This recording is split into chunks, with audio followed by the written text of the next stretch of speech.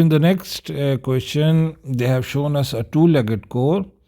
There is a winding on the left side and there is also a winding on the right side.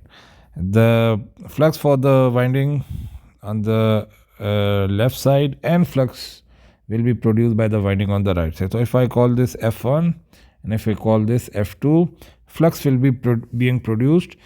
Either this flux will be in this direction or this direction. How can we determine the direction of the flux? Through the current. Here is the direction of the current. So if I curl my fingers over to the direction of current, my thumb will point towards the direction of the flux. So for this source, the flux will be in this direction and I call it flux 1. Let's look at this core. The direction of the current is here in this direction. Now if I try to curl my right hand fingers over to the direction of the current, my thumb will point towards downwards and this will be the flux that will be produced by the source F2. So the total magnetomotive force in our system will actually, what will happen to it? Will it cancel each other or will it subtract each other? Will add to each other or subtract from each other? So F total will actually, both of these fluxes will add to each other. They are not going against. If the flux flux2 was like this, then it would have subtracted. So we can say F1 plus F2 as the flux are adding to each other. So the question is, then what flux would be produced by currents? They have given us the currents also for this core. So in this scenario, the total Ft, we can calculate this because we have N1 I1 and N2 I2. So this is N1 and they have given us the value of I1 0.5 amperes. This is N2 and they have given us the value of I2 0.75 ampere. So if we put all these values, we can calculate Ft. N1 is 200, N1 is 400, I1 is 0.5, N2 is 200, no, N2 is 300 and I2 is 0.75. So total is 425 ampere turns per Weber, the total magnetomotive force. And now to calculate the flux, we know that Ft equals to flux, total flux into R total. So they are asking for flux of T. So Ft over R of T. Do we have total reluctance? No, we don't have total reluctance, but we can calculate the total reluctance. How can we calculate? It should not be that difficult now. Is core divided by mu into area. Core depth they have given to us. So let's look at the values. The mean path length of the core is from here to here. From here to here it is 7.5.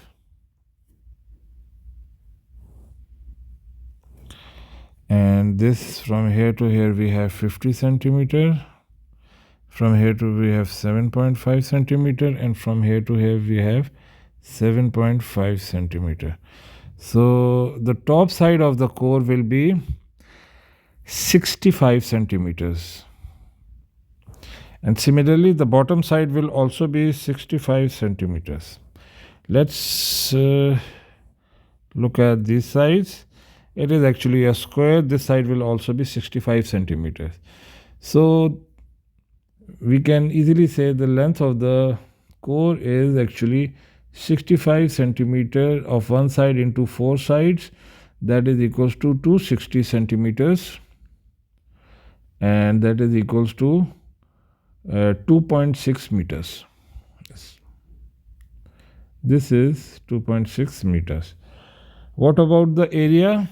All the sides are of the same dimensions. Depth is 15 and the width of each side, width of the side is, this is 15 and into the depth is also 15.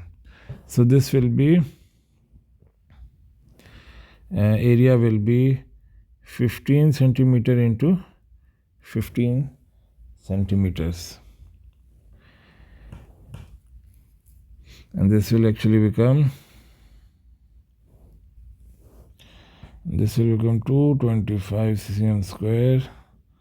That is actually equals to 225 into 10 raised to power minus 4 meters square. So the value of RT can then be calculated to be, and if we solve it, our total equals to 92 kilo ampere turns per Weber.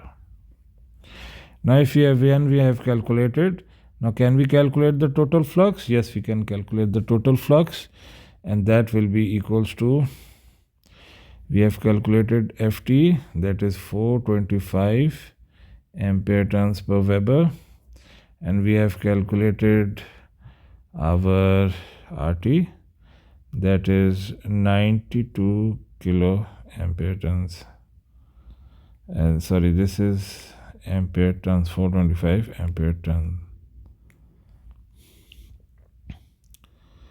So Weber, and the value of flux will be 0.00462 Webers, or we can write 4.62 milliwebers. So this was the question. If we have coils in this dimension, what flux will be produced by these currents? So this will be the flux that will be produced by these currents. I hope it helps. Thank you.